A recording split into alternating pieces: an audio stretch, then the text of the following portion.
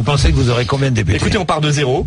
Mode de scrutin antidémocratique. Donc vous en aurez quoi? Peut-être 1, 2, 3? Dès qu'on en fait rentrer un, c'est une belle victoire. Et je peux vous assurer qu'il serait extrêmement sollicité, extrêmement visible, extrêmement porteur. Mais notre but, c'est d'en avoir le plus grand nombre possible. Et c'est possible cette fois-ci parce qu'il y a une magnifique dynamique de notre campagne qui suit le score historique de Marine Le Pen à la présidentielle. Oui, alors justement, est-ce que ceux qui ont voté pour Marine Le Pen à la présidentielle vont revoter pour le rassemblement bleu-marine aux législatives? Vous êtes certain de cela? Écoutez, je le crois. Moi, je fais dans ma circonscription en Moselle beaucoup de porte-à-porte, de terrain. Je rencontre les gens et nos électeurs nous disent, voilà, j'ai voté Marine, je veux le changement. C'est un vote d'adhésion, mais là, par rapport aux autres élections, parfois ils nous disaient bon, ça sert à rien de voter. Non, là je vais revoter et je vais voter Rassemblement Bleu Marine parce que je veux envoyer un avocat du peuple à l'Assemblée nationale. Les gens nous disent qu'ils vont revoter, ils sont extrêmement mobilisés. Est-ce qu'il serait normal que 6,5 millions d'électeurs soient privés de représentation à l'Assemblée nationale en République française, en démocratie? Non, ce serait parfaitement anormal. Alors c'est à chacune et à chacun de se mobiliser parce que ça peut changer, ça doit changer, et on mettra en place la proportionnelle intégrale pour que tous les courants d'expression, le nôtre, mais aussi les autres, soient représentés dans les assemblées, notamment à l'Assemblée nationale. Florian Philippot, une déclaration de Marine Le Pen hier a frappé les esprits. Elle a dit, au second tour, là où nous ne serons pas présents, nous soutiendrons ici un candidat de l'UMP, là un candidat du PS, en fonction. Comment non? Non, elle a dit. Comment? Là où nous ne serons pas présents, parce que sinon on se maintient dans tous les cas. Vous maintenez dans tous les cas, quoi qu'il arrive. Dans tous les cas. Là où on peut se maintenir. Vous avez dépassé les 12,5%. Voilà. Des inscrits. On se maintient dans tous les cas. Vous vous maintenez. Exactement. Duel ou triangulaire. Ça c'est clair et net. Parce qu'on veut faire entrer des élus. Vous n'avez pas cité entièrement sa phrase. Nous soutiendrons très exceptionnellement. Très exceptionnellement. Lorsqu'il y a, et non pas sur l'étiquette, on ne regardera pas l'UMP ou le PS, et d'ailleurs elle n'a pas changé de position, elle a toujours dit ça, Marine Le Pen. Lorsqu'il y a un affreux, lorsqu'il y a quelqu'un qui n'a... C'est qui un affreux? Donnez-moi, c'est qui? Je donne un exemple. Est-ce que Georges Tron doit être député? Non, moi je crois qu'il doit pas être député. Pour moi, vous avez d'autres affreux à part Georges Tron? On reviendra dans le détail. Mais... Non, mais allez-y, j'ai pas ici de nom en tête. Comment? Non, j'ai pas de nom en tête. Il y a certains sortants UMP notamment que vous voulez faire battre. Florian par Philippot. exemple dans le Pas-de-Calais. Copé, vous faites quoi avec Jean-François Copé? Non, mais par exemple dans le Pas-de-Calais, on va prendre un socialiste aussi. Oui, on sera au second tour. Mais Monsieur Cucheda, le candidat sortant député de Liévin, qui est, selon Monsieur Dallongeville, mouillé dans plein d'affaires, selon les écrits même d'un de ses collègues socialistes. Est-ce qu'il devrait être député? Non, je ne crois pas. Mais là, on sera au second tour, donc la question ne se posera pas. Mais dans les rares cas où on ne sera pas au second tour, la plupart du temps, on ne choisira pas. La plupart du temps, on ne pourra pas choisir. Mais s'il y a un affreux, s'il y a quelqu'un... Mais c'est quoi un affreux? Mais c'est quelqu'un qui a des casseroles, c'est quelqu'un dont on pense qu'il est nuisible à la République et à la démocratie, dont on pense qu'il n'a rien à faire dans une assemblée d'élus. Vous êtes les monsieur propres de la politique, vous, oui, on est un peu les monsieur propres, oui, tout à fait. C'est-à-dire que vous allez voter contre tous ceux qui ont des casseroles... on veut une grande...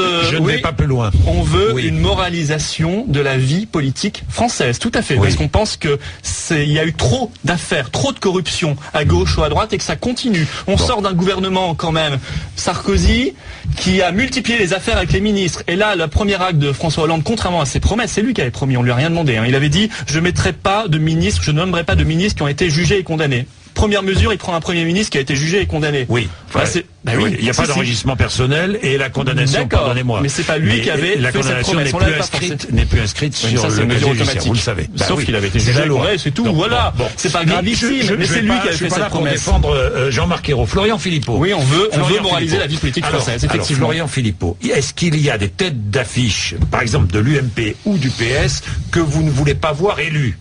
Non, mais je vous ai donné un nom, je vous ai donné Georges Tron, par exemple, effectivement. Mais il n'y en a pas d'autres? Sincèrement. Enfin, soyez francs. On regardera au cas par cas. Mais par exemple, Nathalie Kosciusko-Morizet, vous faites quoi?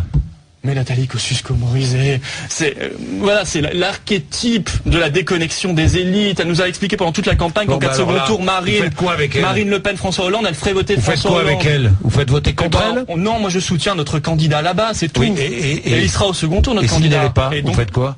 Mais on verra bien. Notre candidat, il sera au second tour. Le but, c'est de s'offrir des avocats du peuple. Et je le dis encore une fois, qu'on ait un UMP, un PS ou un parti satellite. François Bayrou, vous faites quoi, par exemple? Vous ne serez pas au second tour? sûrement pas dans cette circonscription-là. On n'a rien de spécial contre lui. Bon. Voilà, je veux dire, c'est aux électeurs de se déterminer. Mais on sera au second tour, encore une fois. Pourquoi vous dites qu'on sera pas au second tour? Je ne sais pas, on verra. Les Français ont le droit de choisir quand même. Oui, les Français ont le droit de choisir. Mais exactement, puisque les Français ont le droit de choisir, vous êtes propriétaire de leur voix. Parce qu'il y a un truc un peu insupportable, je trouve, dans la déclaration de Marine Le Pen, je vous le dis franchement, et je me mets à la place des Français, même électeurs du Front National. Ah ben vous allez voter pour un tel ou pas voter pour un autre et tout, mais qui décide? C'est vous, c'est l'électeur? Il me semble que Marine Le Pen, entre les deux tours de l'élection présidentielle, a dit liberté de vote pour mes électeurs. On ne peut pas mieux les respecter.